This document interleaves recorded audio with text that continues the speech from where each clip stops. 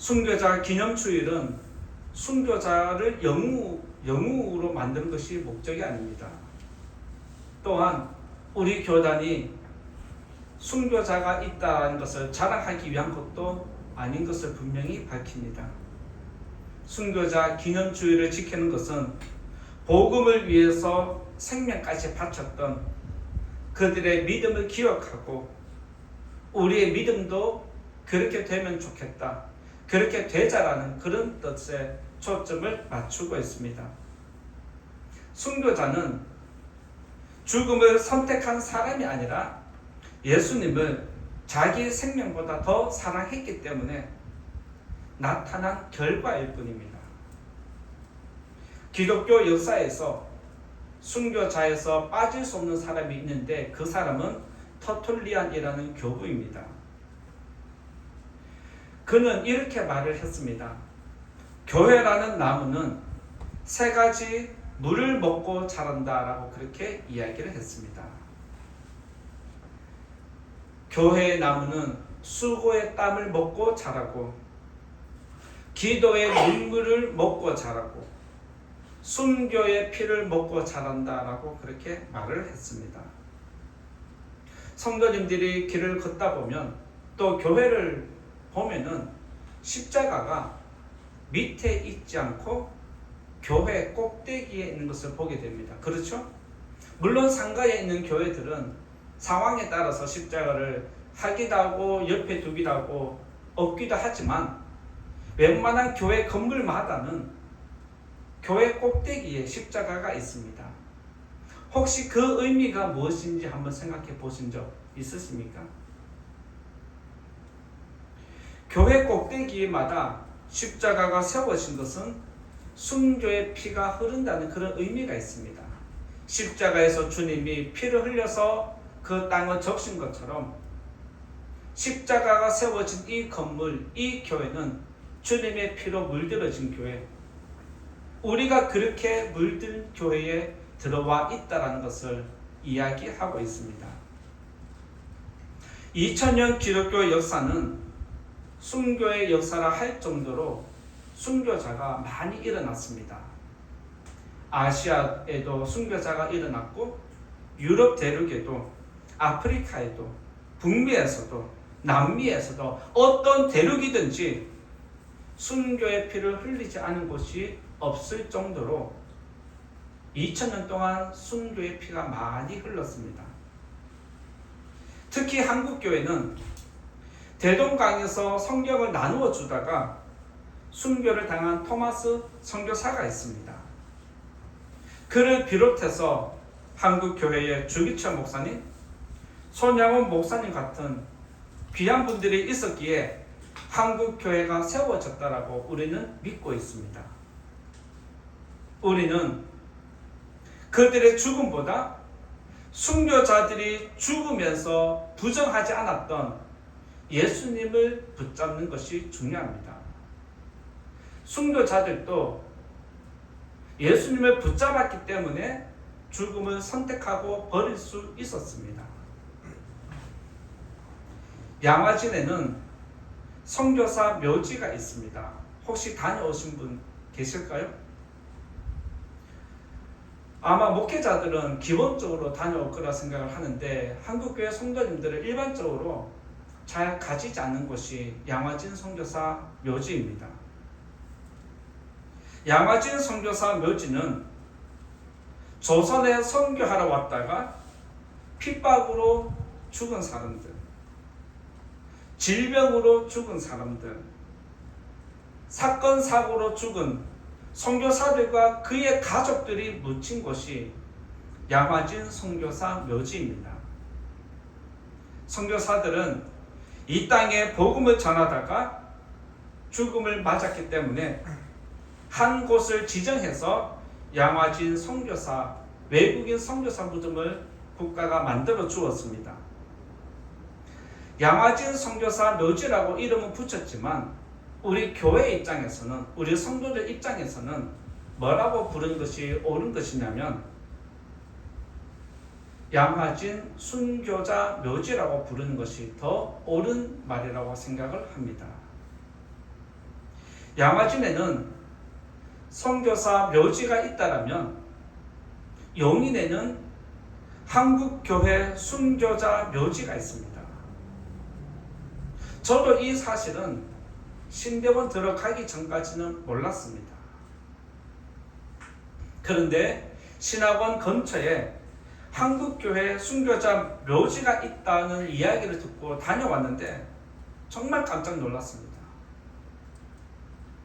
한국교회에 이렇게 많은 순교자가 있다는 사실에 먼저 충격을 받았습니다.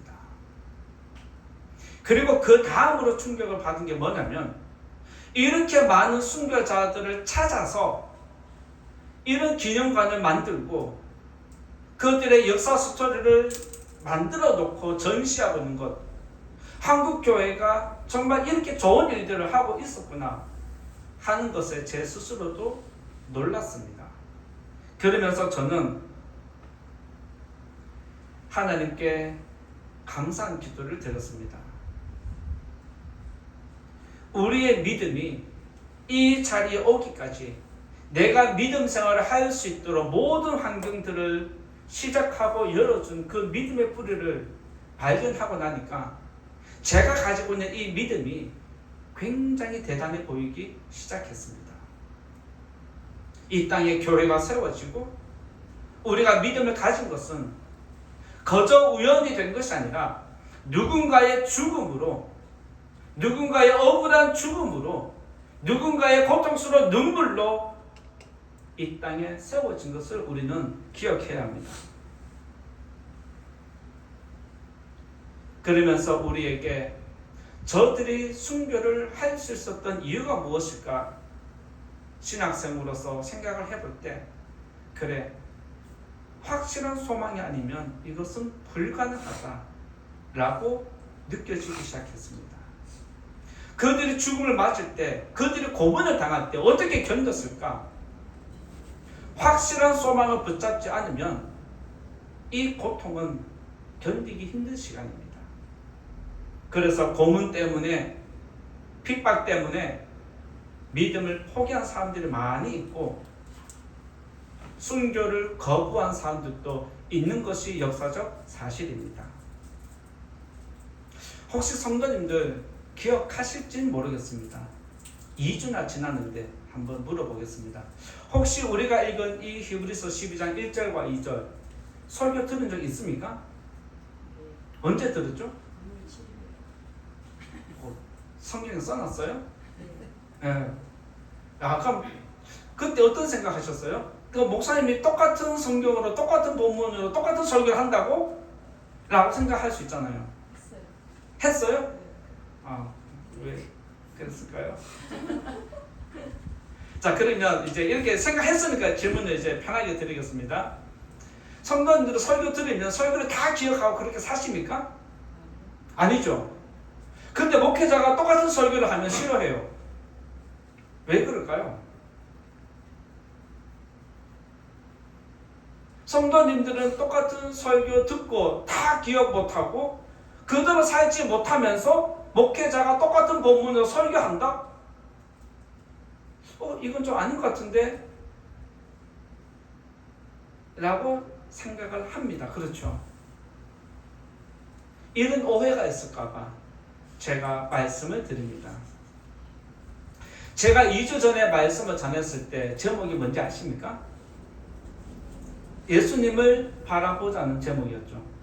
그렇죠? 근데 오늘은 제목이 바뀌었어요. 구름같이 둘러싼 허다한 증인들이라고 그렇게 바꾸었습니다.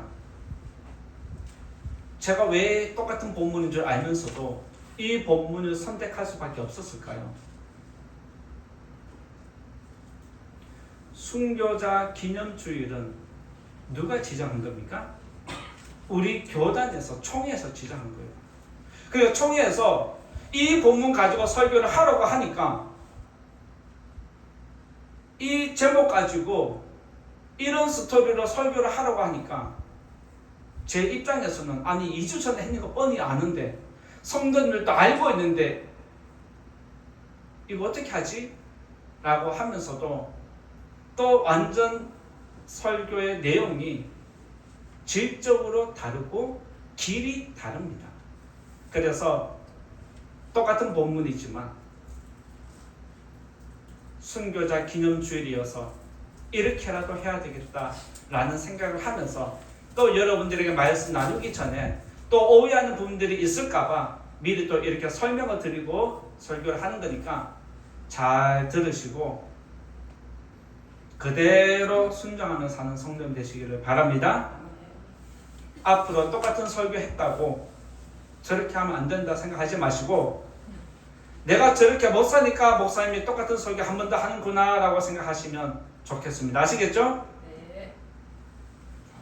몇몇 분은 입을 이해하는데 몇몇 분은 입 닫고 있어서 이게 해야 되나 말아야 되나 고민되긴 합니다.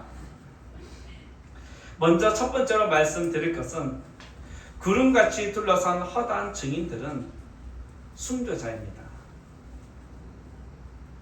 구름같이 둘러싼 허다한 증인은 순교자라고 말씀드리고자 합니다. 히브리서 기자는 분명히 말합니다. 우리에게 구름같이 둘러싼 허다한 증인들이 있다라고 밝힙니다. 여기서 증인은 경기를 구경하는 구경꾼이 아닙니다. 이들은 삶 속에서 경기를 끝내고 우리들을 응원해주는 선배들입니다. 초대교회 성도들은 로마의 핍박 속에서도 믿음을 저버리지 않았습니다. 칼로 위협했고 불로 위협했고 감옥에 갇히기도 하면서 조롱을 당하고 재산도 빼앗기는 엄청난 아픔을 당했던 사람들입니다. 그런데 그들은 하나같이 뭐라고 얘기하냐면 예수님은 우리의 메시아다, 구원자다 이 말을 하면서 죽음을 선택했습니다. 히브리서 11장에는 믿음의 사람이 많이 열거되어 있습니다. 아벨부터 시작해서 노아, 아브라함, 모세, 다윗, 선지자들이 열거되어 있는데 여기에 기록되지 아니한 교회에서 수없이 많은 희생당한 순교자들이 많이 있습니다. 그들은 각자 다른 시대를 살면서 하나님을 예배했습니다. 그리고 자기의 믿음을 지키겠다라고 생명을 포기하는 일을 선택했습니다. 그런데 어떤 사람은 승리하기도 하고 어떤 사람은 더 큰 핍박과 고문을 당하기도 하고 어떤 사람은 영광을 누리는 반면에 어떤 사람은 죽임을 당하기도 했습니다. 시대가 다르고 삶의 환경은 달라도 그들은 믿음이라는 그것을 지키기 위해서 하나님을 예배했습니다. 내가 죽을지언정 하나님은 배반하지 않겠다, 예수님을 부정하지 않겠다는 확실한 고백을 하고 죽음을 선택했습니다. 예수님도 십자가를 선택하고 그 길을 끝까지 가신 것처럼 순교자들도 나도 예수님처럼 이 길을 끝까지 가서 죽겠다는 각오를 했습니다. 따라서 순교자는 죽음으로 자기의 믿음을 증명한 사람들입니다. 그들의 피는 패배의 흔적처럼 보이지만 사실은 승리한 증거물이 되는 것입니다. 우리나라에도 신앙을 타협하지 않고 믿음을 끝까지 지킨 선조들이 있다는 것 역사에 기록되어 있습니다. 일제강점기 때 많은 목회자가 신사참배에 동조했는가 하면 끝까지 믿음을 지키고 순교의 길을 걸어간 주기철 목사님이 계십니다. 그리고 손정호 목사님도 계십니다. 또 우리가 잘 알지는 못하지만 박관준 장로님이라는 분이 있습니다. 그들은 내가 죽을지언정 신사참배는 하지 않겠다. 그리고 교회 성도들에게도 내가 이 길을 갈 테니까 당신들도 나를 따라오라라고 하면서 교회 앞에 신사참배를 강력히 거부하는 설교를 했던 분입니다. 특별히 박관준 장로는 그의 순교 역사를 보면 한국에서 이 땅에서 신사참배를 반대할 뿐만 아니라 한계가 있다는 것을 아니까 일본으로 건너갔습니다. 그리고 일본 의회의 방청석에 들어가서 신사참배는 부당하다라고 외치면서 유인물까지 만들어 뿌렸던 사건이 일본 역사에도 우리나라 역사에도 기록되어 있습니다. 그는 이처럼 공개적으로 신사참배를 하다가 감옥에 갇혔습니다. 그러면서 그는 순교를 하면서 이런 고백을 했다고 기록되어 있습니다. 예수가 나를 위해 죽었으니 이제는 내가 예수를 위해 죽으리라. 예수가 나를 위해 죽었으니 이제는 내가 예수를 위해 죽겠다는 믿음이 얼마나 대단합니까? 이런 고백을 할 수 있는 저와 여러분의 믿음 생활 되기를 축복합니다. 이쯤에서 순교자들을 생각해 보면 그들의 믿음은 정말 대단해 보입니다. 그런데 그들이 특별한 사람은 아닙니다. 우리와 똑같은 성정을 가진 평범한 사람들입니다. 그런데 그들이 우리와 조금 남다른 것이 있다면 각자에게 주어진 환경을 보는 게 아니라 이 환경을 다스리고 넘어서 있는 영원한 생명이신 하나님을 바라보았다는 차이점이 있습니다. 우리들은 환경을 보고 힘들어합니다. 상황 때문에 힘들어합니다. 그럴 때마다 우리들은 믿음을 내려놓고 싶고 포기하고 싶고 믿음 가진 것에 대해서 회의를 하기도 합니다. 순교자들은 이것을 덮고 하나님께 눈을 고정시켰습니다. 이쯤에서 우리가 한번 자신에게 질문하면 좋겠습니다.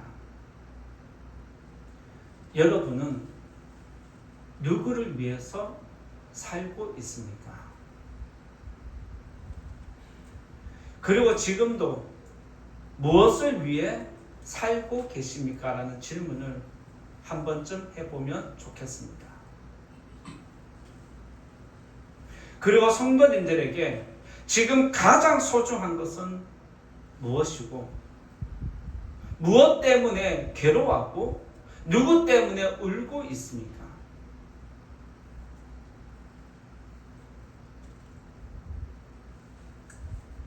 이 질문을 할 뿐만 아니라 오늘 설교를 들었다라면 이제는 우리가 앞을 향해서 가야 하는데 지금까지는 나를 위해서, 가족을 위해서, 누군가를 위해서, 무엇을 위해서 살았다라면 이제 앞으로는 무엇을 위해서 살 것인지, 누구를 위해 살 것인지를 여러분들이 이제 선택해야 합니다.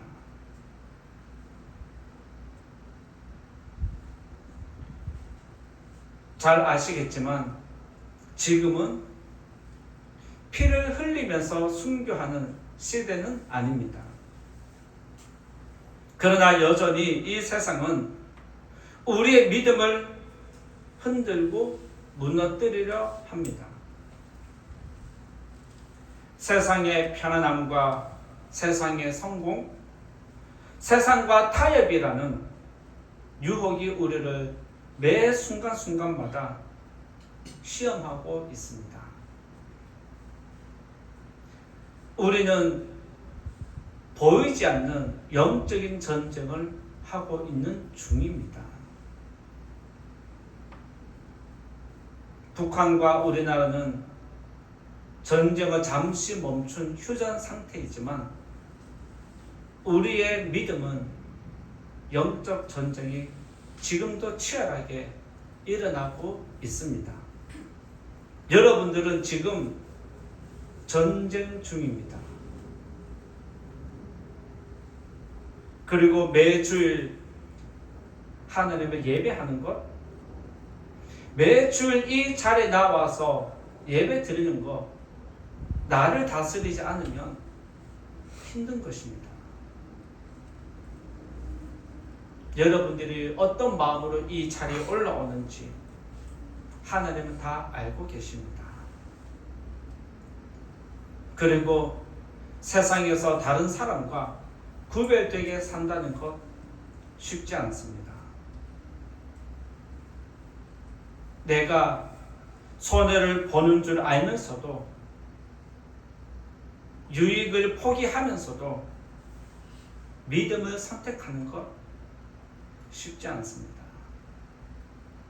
모든 사람이 잘 먹고 잘 살기 위해서 움켜잡는 이 시대에 잡고 있는 것을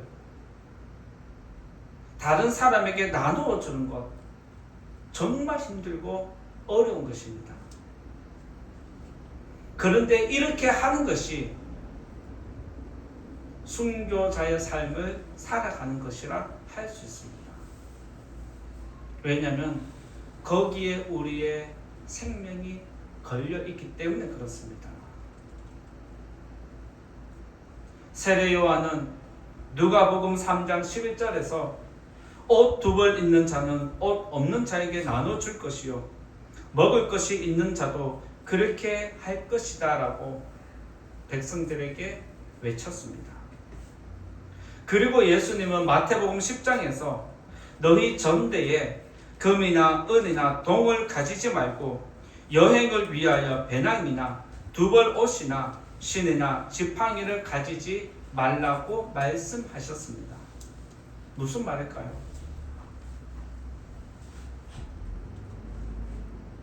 자기를 위해 사는 사람은 짐이 무거워집니다.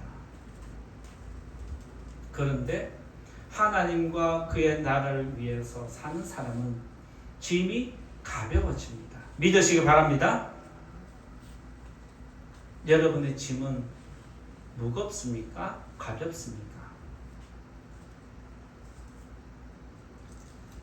오늘 말씀을 생각하시고 하나님과 그의 나라를 위해서 여러분의 생명을 하나씩 하나씩 내어드리는 성도님 되시기 바라고, 그런 성도님들에게 하나님의 거룩한 능력이 함께 하시기를 예수님 이름으로 축원드립니다. 두 번째로 말씀드리고자 하는 것은 순교는 복음의 증언이다라고 말씀드리고자 합니다. 두 번째는 순교는 복음의 증언이다라고 말씀드리고자 합니다. 1절 말씀 한 번 더 같이 읽어보겠습니다.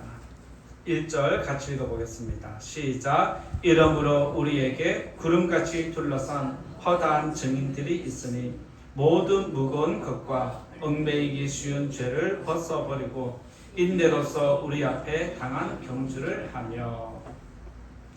선교 100년이라는 짧은 기간에 한국 교회는 선교 역사상 유례를 찾아볼 수 없을 정도로 놀라운 성과를 이루어냈습니다. 선교사를 가장 많이 파송한 나라는 미국입니다. 그 다음으로 선교를 가장 많이 파송한 나라가 대한민국입니다. 그 말은 무슨 뜻일까요? 그만큼 한국이 경제 성장을 이루었다는 뜻입니다.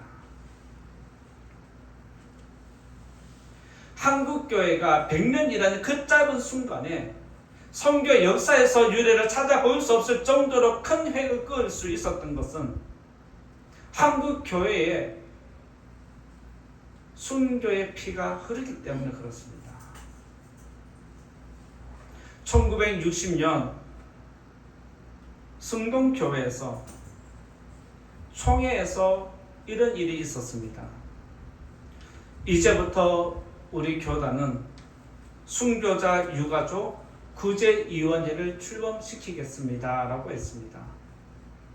그러면서 이 사업이 계속해서 발전해서 지금은 순교자 기념사업부로 성장해 있습니다. 그리고 1987년 72회 총회에서는 순교자 유가족들을 찾아서 위로하면서 6월 넷째 주일을 순교자 기념주일로 제정하였습니다. 그리고 그때부터 한국교회가 순교적인 믿음을 지키자라고 뜻을 모았고 순교자 기념주일을 지금까지 지키고 있습니다. 그와 더불어서 한국교회가 한 일이 무엇이냐면 영산교회를 한국기독교 순교사적지 1호로 지정했습니다. 순교자를 기념하는 1호 교회를 선택을 했습니다. 그때부터 순교자 교회와 기념부를 지정을 계속하면서 지금은 13번째로 금산교회를 지정을 하려고 합니다. 이렇게 순교자 기념 사업이 활성화되면서 어느 순간에 한국교회는 또 주일학교에서는 교육부에서는 한국교회 순교지 탐방하는 그런 프로그램도 운영이 되고 있고 순교지를 찾아가는 프로그램도 여행사도 있습니다. 곳곳에 한국의 순교지가 얼마나 많이 있는지 아마 여러분들은 깜짝 놀랄 수 있을 정도입니다. 그래서 저도 지난번에 일본의 젠치지 교회 성도님들이 오셨을 때 야마지 선교사 묘지를 탐방하고 이야기를 하면서 그때마다 계속해서 느끼고 마음에 품은 게 뭐냐면 우리 성도님들이 함께 이런 유적지를 탐방해야 하는데 이런 순교 유적지를 찾아가서 우리의 믿음을 다시 회복해야 하는데 이런 마음을 늘 가졌었던 것이 사실입니다. 이렇게 한국교회는 지금도 순교자 유가족을 잊지 않고 계속해서 세워가려고 하고 있습니다. 예수님은 요한복음 12장에서 한 알의 밀이 땅에 떨어져 죽으면 한 알 죽지 아니하면 한 알 그대로 있고 죽으면 많은 열매를 맺는다라고 말씀하셨습니다. 예수님 말씀대로 친히 예수님이 그 삶을 보여주셨습니다. 그리고 초대교회로부터 지금까지 수많은 순교자의 피가 한국교회의 씨앗이 된 것 또한 사실입니다. 그러면서 저와 여러분에게 요구하는 것이 있다면 이제는 너희가 죽어야 할 차례다라고 우리에게 손을 내밀고 있습니다. 초대교회 성도들은 사자굴에 들어갔습니다. 그리고 원형 경기장에서 사자와 싸우는 것을 구경꾼들 앞에서 조롱거리가 되면서 비참하게 죽임을 당했습니다. 그럼에도 그들은 두려워하지 않고 오히려 하나님을 찬송하면서 죽음을 맞이한 것이 교회 역사에 다 남아 있습니다. 종교개혁 시대 때도 많은 성도들이 희생을 당했는데 그때는 화형을 주로 많이 했습니다. 중세 시대에 화형을 많이 한 이유를 혹시 알고 계십니까? 중세 시대에 기독교인들을 화형시킨 이유는 영혼까지 불태우겠다는 심정으로 화형을 시킨 겁니다. 저들의 영혼까지 태워 없애겠다는 것이 세상의 논리였습니다. 그런데 화형대에 올라가면서 불을 붙이는 그 순간에도 그들은 하나님을 바라보고 하늘을 바라보고 기도하고 찬양하면서 오히려 자기 생명을 내어놓았습니다. 이것이 교회 역사에 또한 기록되어 있습니다. 이뿐입니까? 한국 교회도 성도들 역시 일제강점기 때 얼마나 많은 성도가 순교를 당했습니까? 그리고 6.25 전쟁 때에도 북한에서부터 기독교인들을 찾아서 죽이는 일들이 일어났고, 그것을 피해서 내려왔음에도 불구하고 북한군이 점령하는 곳에는 반드시 교회를 거쳐서 교회 지도자들을 죽이면서 예수를 못 믿게 한 것이 우리나라 역사에도 고스란히 남아 있습니다. 그럼에도 그들은 믿음을 지켰습니다. 시대마다 교회와 성도를 향한 핍박은 다르지만 오늘 우리에게 요구되는 순교적인 믿음은 사실 동일합니다. 모양만 다를 뿐입니다. 우리에게 다가오는 환경이 다를 뿐입니다. 세상과 타협하지 않고 사는 것, 순교한 각오 아니면 사실 어렵습니다. 그만큼 우리 믿음을 지키기 어렵다는 뜻입니다. 어쩌면 그때는 한번 죽으면 끝났지만 지금은 계속해서 싸워야 하는 영적 전쟁입니다. 지금은 승리했지만 다음에도 이긴다는 보장이 없는 것이 우리의 현실입니다. 사랑하는 성도님들, 여러분의 믿음은 이 세상의 어떤 것과도 바꿀 수 없는 귀한 것입니다. 믿으시기 바랍니다. 여러분의 믿음 끝까지 잘 지키시기 바라고, 순교자의 이런 믿음으로 여러분의 믿음을 끝까지 지킬 수 있기를 예수님 이름으로 부탁을 드립니다. 베드로전서 2장 9절에 보면 이런 말씀이 있습니다. 너희는 택하신 족속이요 왕같은 제사장들이요 거룩한 나라요 그의 소유가 된 백성이니 이는 너희를 어두운 데서 불러내어 그의 기이한 빛에 들어가게 하신 이의 아름다운 덕을 선포하게 하려 하십니다. 여러분들을 거룩한 사람으로 불러주시고 세운 것은 아름다운 덕을 선전하기 위한 목적이 있다, 사명이 있다라고 분명히 말씀합니다. 여러분 각자 삶 속에서 아름다운 덕을 선전하는 예수님의 이름을 드러내는 복된 성도님 다 되시기를 예수님 이름으로 축원드립니다. 세 번째로 말씀드리고자 하는 것은, 세 번째는 순교자의 눈물을 기억한다라고 말씀드리고자 합니다. 세 번째는 순교자의 눈물을 기억한다라고 말씀드리고자 합니다. 이제는 눈을 다 떴으니까 성경 안 읽겠습니다. 순교자 기념주일의 중심은 앞에서 언급한 것처럼 순교자가 아닙니다. 순교자 기념주일을 지키는 것은 그들이 위대하기 때문이 아니라, 그들의 업적이 위대했기 때문이 아니라 그들이 바라본 예수님이 위대하기 때문입니다. 우리들은 순교자들을 통해서 예수님께 나아가는 것입니다. 순교자들을 통해서 예수님을 바라보는 것이 순교자 기념주일을 지키는 목적입니다. 2절 말씀에 보면 믿음의 주요 온전케 하신 이는 예수를 바라보자라고 그렇게 했습니다. 주기철 목사님이, 손양원 목사님이, 이름도 없이 수없이 많은 순교자들이 그 모든 고문과 핍박을 어떻게 견뎠겠습니까?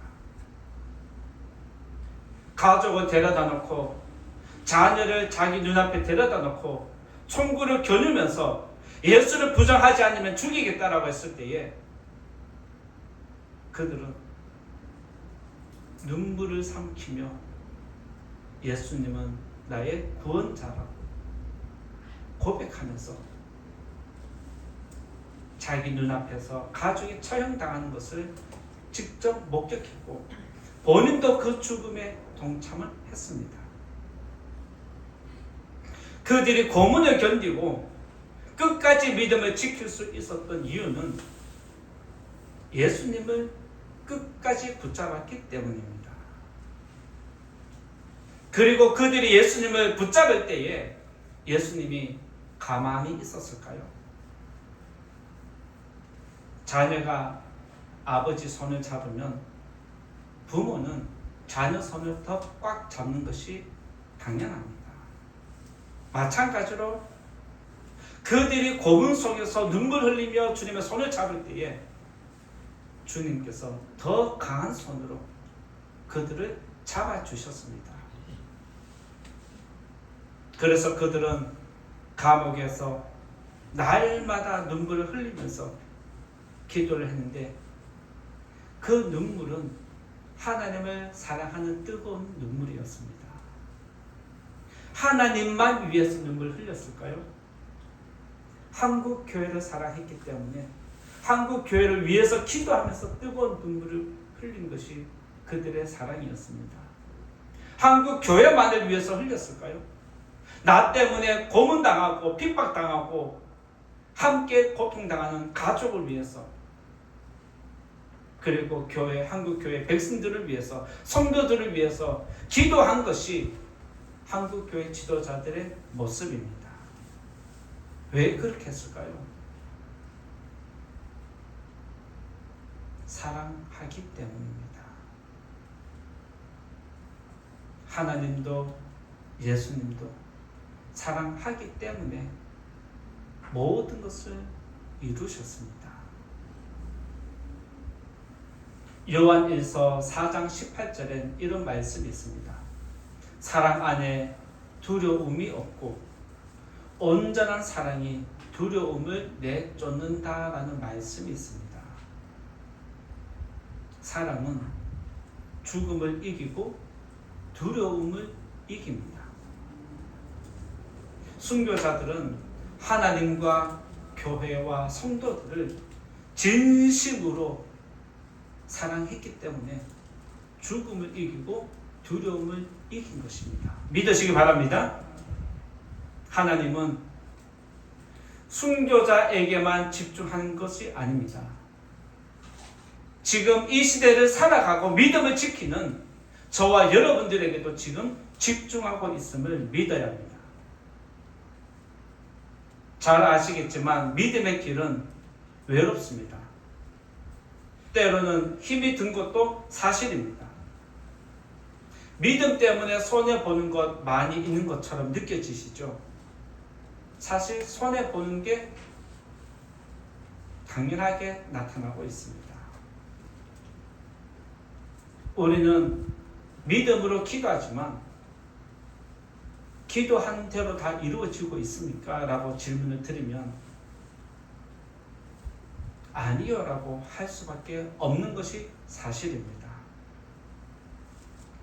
그러나 하나님은 순교자들이 감옥에서 흘린 눈물을 외면하지 않은 것처럼 지금 여러분들이 어디서 눈물을 흘리든지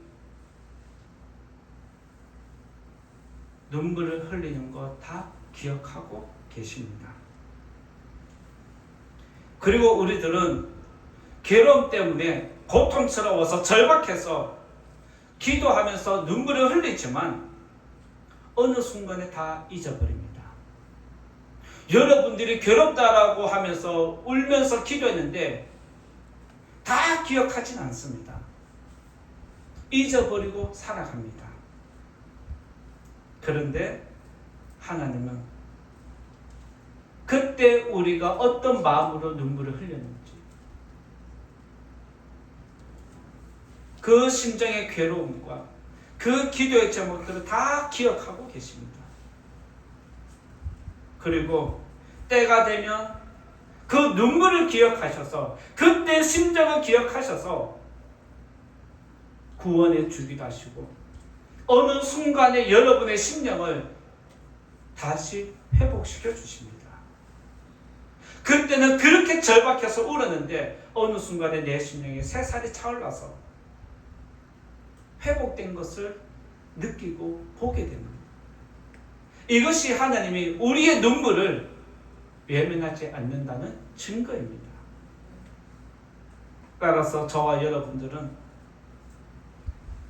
순교자들처럼 예수님을 바라보고 하나님께 소망을 두어야 합니다.